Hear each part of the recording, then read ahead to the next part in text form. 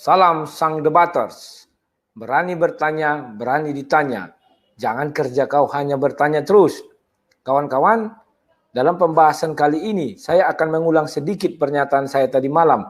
Karena lebih dari 2 jam ya, 2 jam 15 menit. Maka 15 menit di depan itu dihapus sama si StreamYard. Maklum, masih gratisan ya kawan-kawannya. Kalau sudah berbayar, baru bisa sampai berapa jam, 3 jam, 4 jam pun saya pikir bisa ya kawan-kawannya. Kawan-kawan, di dalam uraian saya kemarin malam, ya, saya mengatakan bahwa para pendeta ini sekarang sudah mulai kehilangan panggung. Ya, saya awali kemarin dengan bicara tentang akibat corona, orang tidak bisa lagi berkhotbah di gereja, tetapi melalui jalur daring, ya kawan-kawan ya, sehingga panggung di gereja ditinggalkan, pindah ke dunia maya. Itu yang pertama. Yang kedua, saya mengatakan oknum-oknum ini ya, oknum saya bilang oknum lah. Sekarang oknum, kalau kemarin kan yang pendeta nggak bisa di hampir semua ya, di Indonesia tidak bisa gara-gara kasus corona. Sekarang saya bicara oknum. Oknum yang saya angkat sebenarnya bukan satu waktu itu, mengenai peralihan peralihan dari idealisme. Contoh saya ambil waktu itu yang pertama adalah pendeta Yusuf Manubulu ya. Mudah-mudahan saya nggak salah sebut ya. Maklumlah saya kadang susah menyebut itu ya. Karena ternyata itu bukan nama. Saya nggak tahu, itu saya kira nama-nama dari mana ya, Indonesia Tengah. Oke kawan-kawan ya. Sekarang saya bukakan kawan-kawan. Inilah derita seorang gembala, seorang pendeta. Kalau dia nggak pendeta mah saya nggak ambil pusing. Tapi dia seorang pendeta. Di awal dia buat channel, kalian perhatikan kawan-kawannya, betapa derita itu dia tanggung. Ya, dia baik, dia berkhotbah. Tetapi yang menonton kalian lihat ini 471, 539, 520, 677. Ini 6 tahun yang lalu. Di situ masih ada idealisme berbicara bahwa dia adalah seorang gembala, bahwa dia akan menyebarkan firman Tuhan, ya kan? Sampai 5 tahun kemudian dia tetap masih apa? Tetapi yang menonton dialah 627, 681. Lama-lama kawan, dari idealisme itu mungkin dia berpikir kok nggak naik-naik subscriberku, nggak naik-naik viewerku. Kan demikian. Lama-lama mulailah ada keinginan untuk melompat lebih tinggi. Kan demikian ya. Maka sampai 2 bulan yang lalu, coba kita lihat di sini ya. Dia masih bicara tentang firman Tuhan. Tetapi lagi-lagi tidak laku.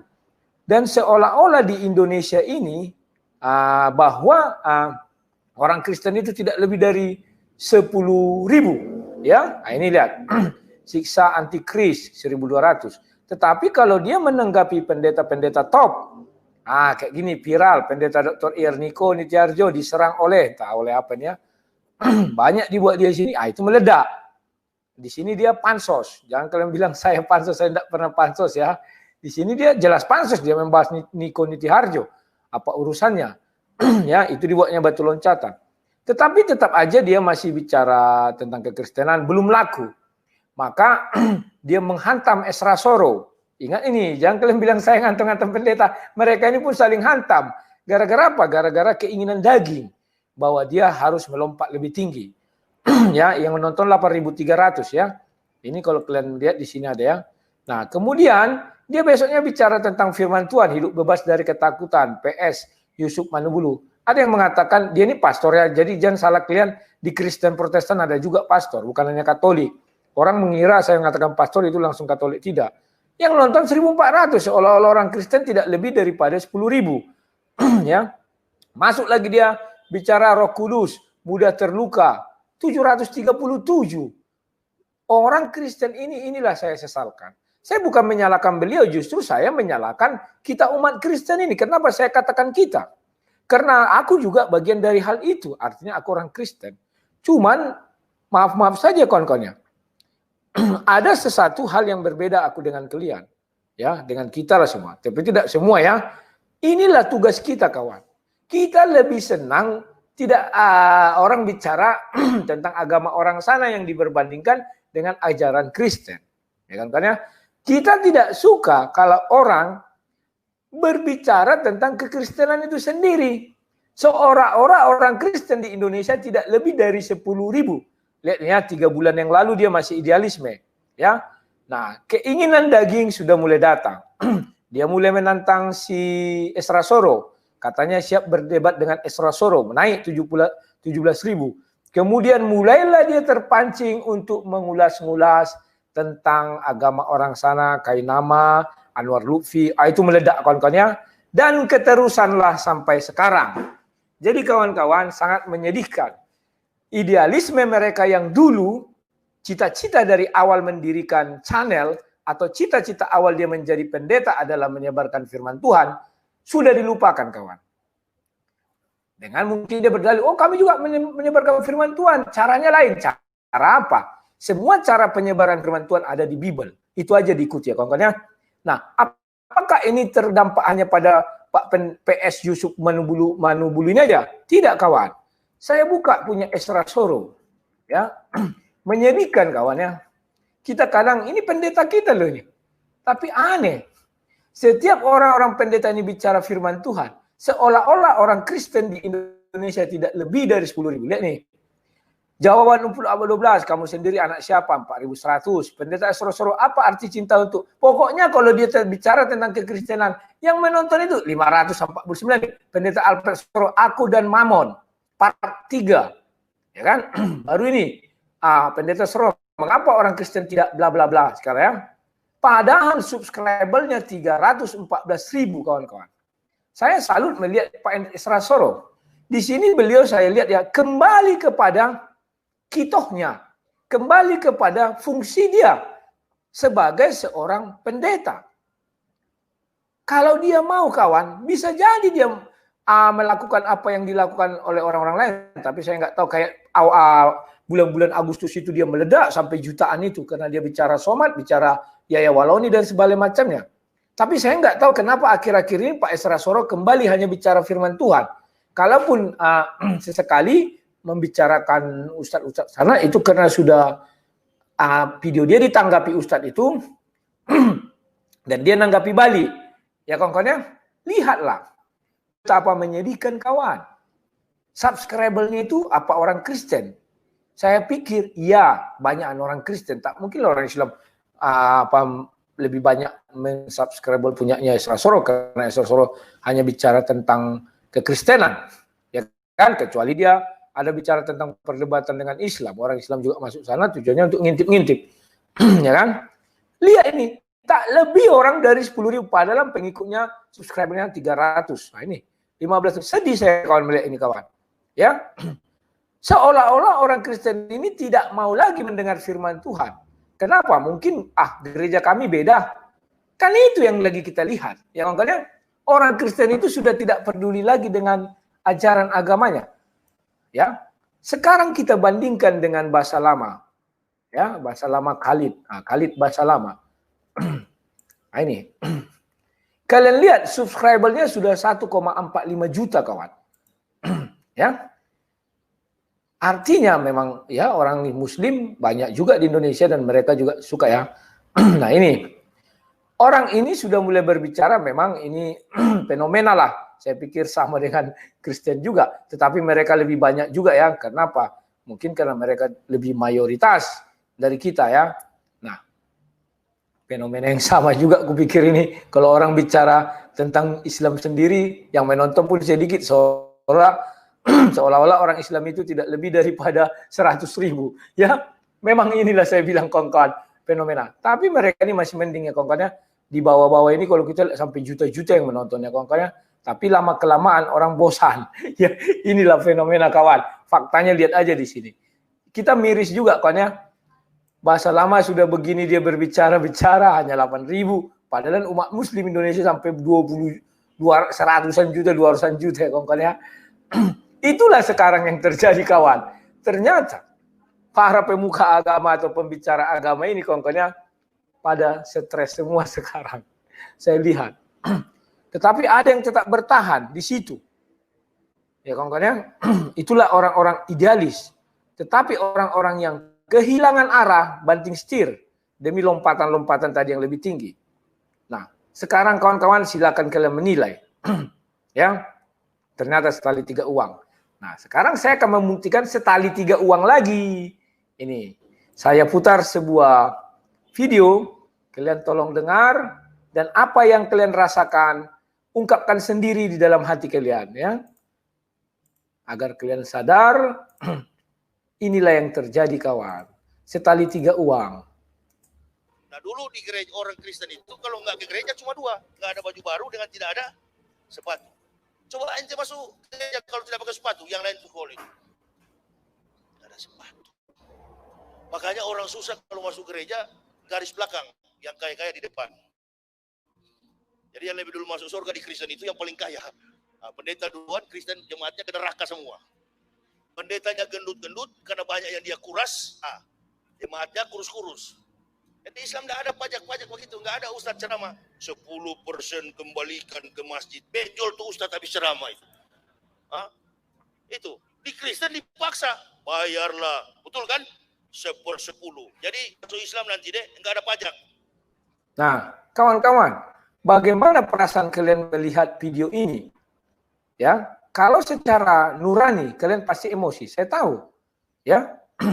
Dan lihat, kalau kalian cari di pencarian, ya, ini sekarang saya buka ini pencarian, ya, Yahya Waloni. Berapa banyak orang yang menonton video-video dia? Ya, ini lihat yang atas, 1,4 juta. Yang bawah 510.000, 174.000, semua ribu-ribu, ini 926.000, 3,6 ribu, ya kan? Itu karena terkenal mungkin channelnya. Kalau ini semua di atas, ini 2 juta, 2,2 juta dan segala macamnya, ya. Artinya kawan, bahwa yang layak jual itu adalah hal-hal seperti ini.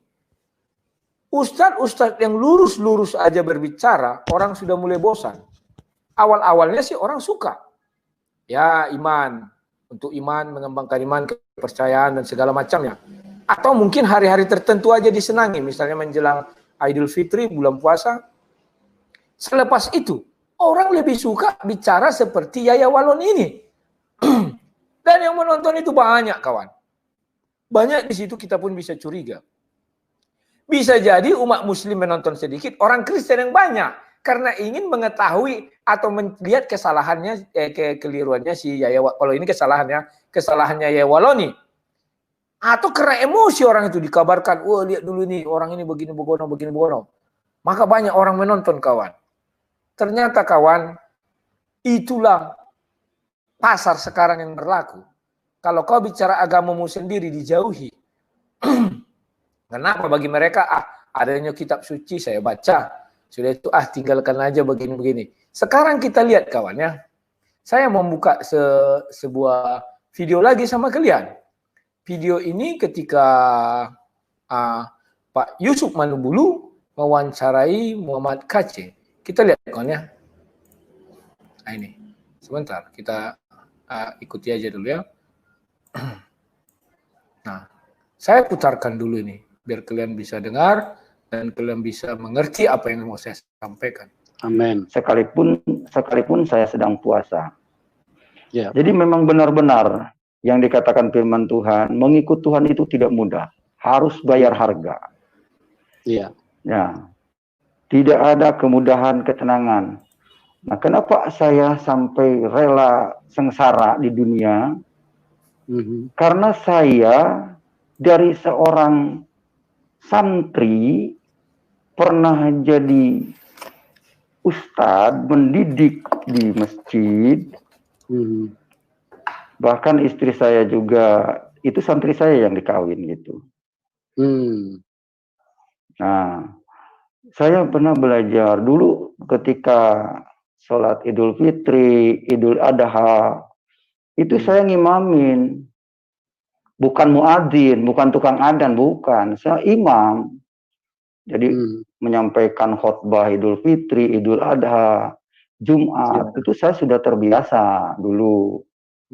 Gitu. Ya lumayan lah, sekarang berbicara di depan orang juga tidak terlalu kaku karena terbiasa mungkin. Jadi saya menemukan bahwa Di dalam Islam saya yakin tidak ada keselamatan. Kenapa?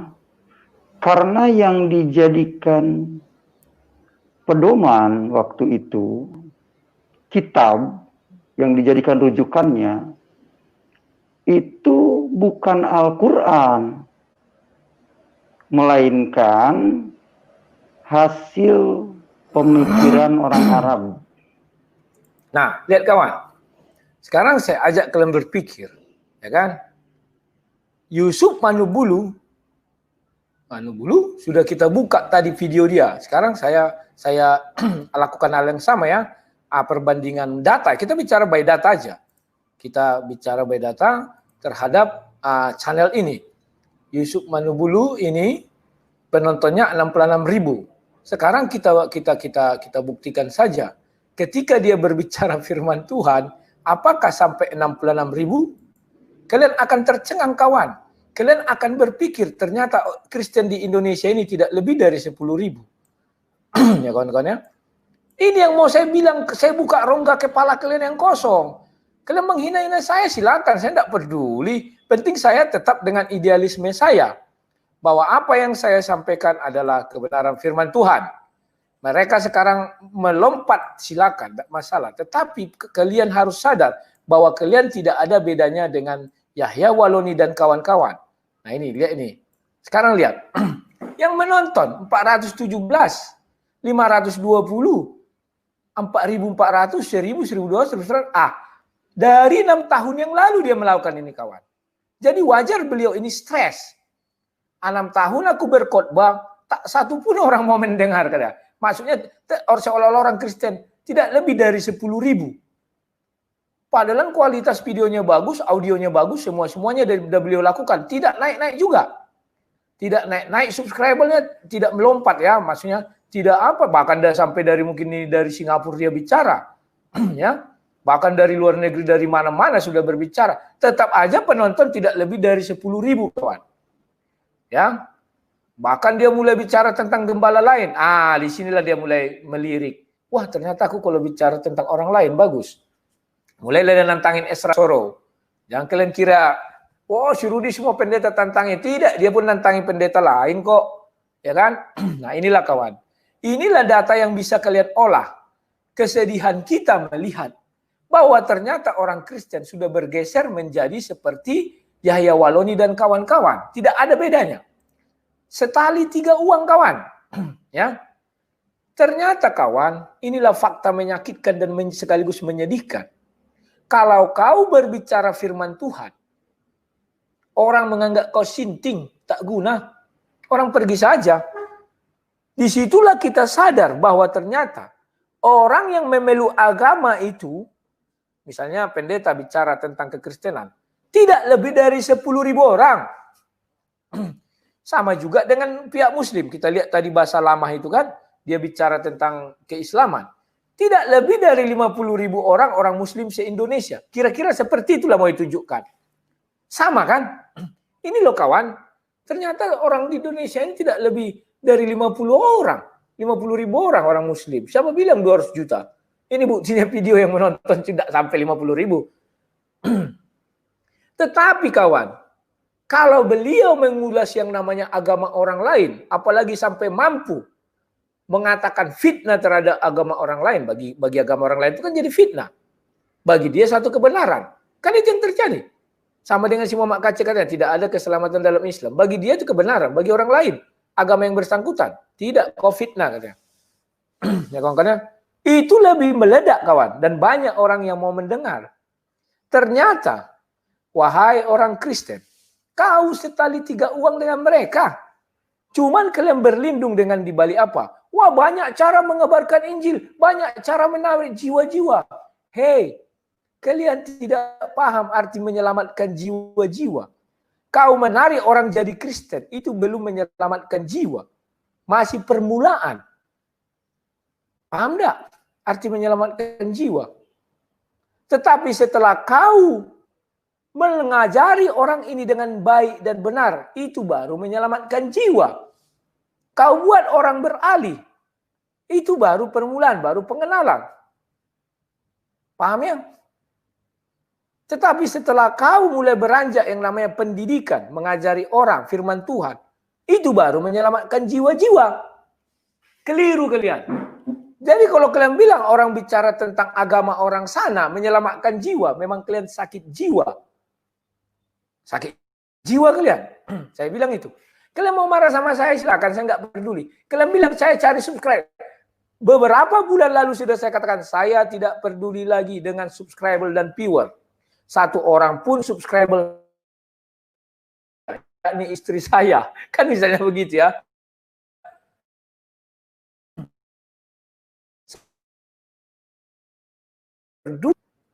Ya kan? Viewer saya pun tidak peduli. Sekarang viewer saya anjlok. Lu kan saya bilang bulan lalu saya belum membuat program-program seperti itu. Udah jauh-jauh hari saya bilang 2 bulan atau 3. Viewer saya memang hancur saya bilang ketika saya bicara dengan Tuhan. Ya kan? Konsepnya adalah orang Kristen tidak lebih dari 10.000 orang di Indonesia ini. Konsekuensinya saya sudah tahu. Maka viewer saya akan turun drastis. Kalau kalian bilang saya cari uang dari situ, saya sudah bilang pendapatan saya pun turun drastis. Apakah saya peduli? Tidak. Kenapa? Karena saya yakin Tuhan Yesus berperkara terhadap saya. Dan Tuhan Yesus akan menggerakkan hati saudara-saudara seiman saya atau anak-anaknya Tuhan Yesus. Hei, tolong itu saudaramu. Itulah sebabnya saya tidak takut kawan. Semua lari, viewer lari, subscriber lari, saya nggak takut. Karena Tuhan Yesus berperkara terhadap hidup saya. Tuhan Yesus akan menyuruh anak-anaknya. Jangan kau biarkan, itu anakku juga itu, kata Tuhan Yesus. Aku berdiri di hadapannya. Tapi kalau saya bicara kitab suci orang sana, di bagian manalah dalam hidup saya Tuhan Yesus bisa berdiri? Tuhan, kenapa kau tak berdiri di hadapanku? Kenapa engkau tidak berdiri di sampingku? Kenapa engkau tidak melindungi aku dari musuh-musuhku dari belakang atau dari depan? Nah, di mana aku harus berdiri di sini? Sedangkan kau hanya bicara tentang agama orang sana, kitab suci orang sana. Dengan memperbandingkan dengan ajaranku. Sementara aku tidak mengajarkan hal itu. Di mana kawan? Ya. Jadi, mumpung ini di awal-awal, harusnya yang kalian berbahagia itu, kalau banyak pendeta-pendeta itu kembali kepada ajaran Yesus. Ya, tidak ada ajaran Yesus seperti itu ya. Kalian bisa cari, saya bilang, carikan satu ayat di mana Yesus menyuruh para rasul atau murid-murid, bongkarlah kesesatan agama orang sana demi namaku. Tak ada itu.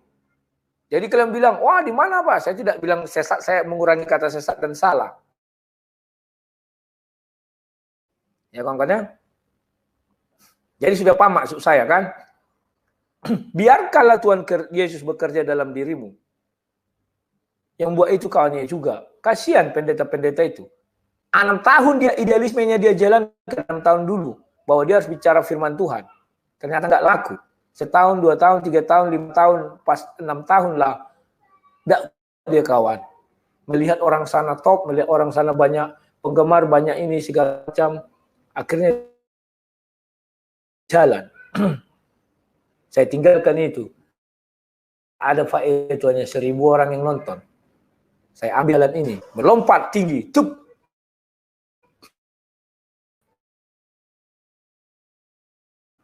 Itu adalah ketika orang bicara agama orang lebih banyak atau bicara mengulas di Yaya Waloni itu, penontonnya harus sedikit orang Kristen di situ, bila perlu 1 orang. Dan ketika para gembala menyampaikan firman tentang firman Tuhan, penontonnya harus lebih banyak di situ. Itu yang benar. Itu menunjukkan bahwa orang Kristen itu banyak dan cinta firman Tuhannya sendiri. Tetapi itulah fenomena di dunia. Orang kadang bisa mengenal Tuhannya ketika orang menjelekkan Tuhan orang sana. Saya nggak tahu Tuhan yang mana yang disembah. Kalau Tuhan Yesus tidak pernah mengajarkan demikian. Apakah iblis bekerja di dalam hal ini? Ya. Tujuannya apa? Hatimu senang kalau melihat orang lain menderita. Hatimu senang kalau agama lain itu dibahas-bahas. Kalau bisa diolok-olok lah. Kan aneh, sakit jiwa. Orang harusnya kita senang kalau kita mendengar firman Tuhan. Ya kan? Apakah sang debater tidak boleh berkesaksian? Boleh.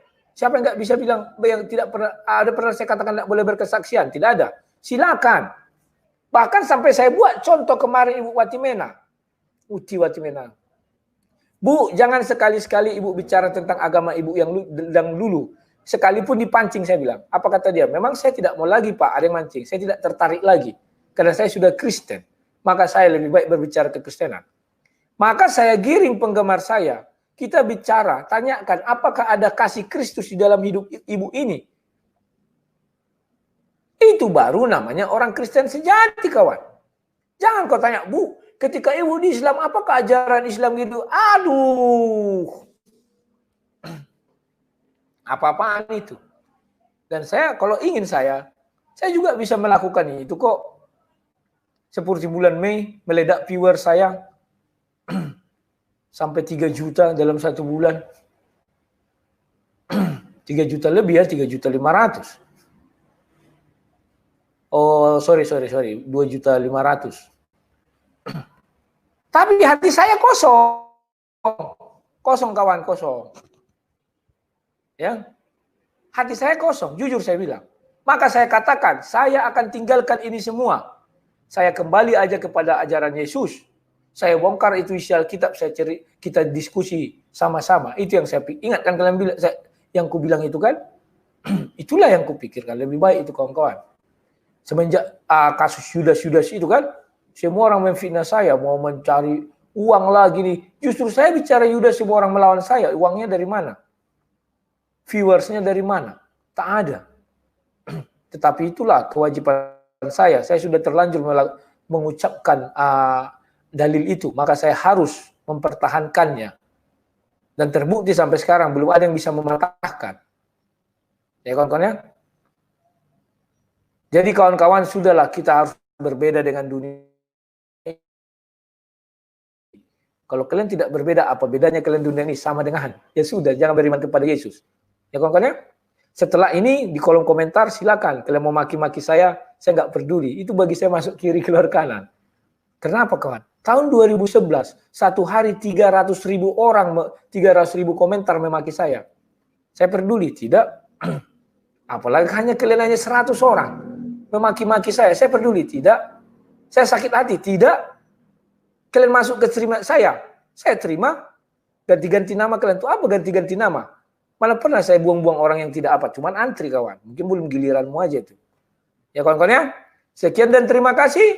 Salam sang debaters.